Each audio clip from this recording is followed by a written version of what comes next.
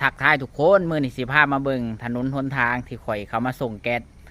ตอนข่อยมาเฮ็ดเวียกอยู่ห้านแก๊สแรกๆแล้วปุ้ยข่อยย่านสั่นโทษทุกคนเลยเฮามาเบิ่งกันเลยว่าทางมันสิเป็นจังไดนี่ทุกคน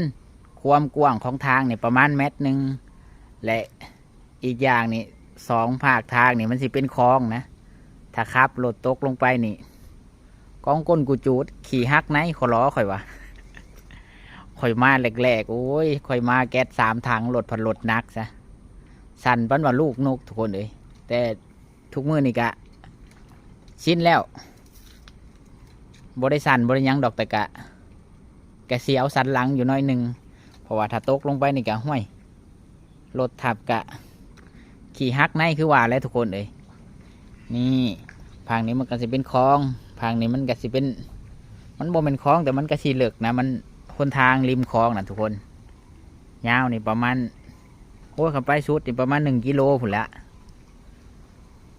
มาเมื่อนั้นเจอกับรถส่งของรถส่งไปรษณีย์ลีกันกระโบได้ถอยหน้าถอยหลังอยู่คอยว่าแก๊ส3 ถังรถไปรษณีย์มันผัดมีอันนี้ออก2 ขางเด้ก็คือว่าแหละสู้ๆคือเก่า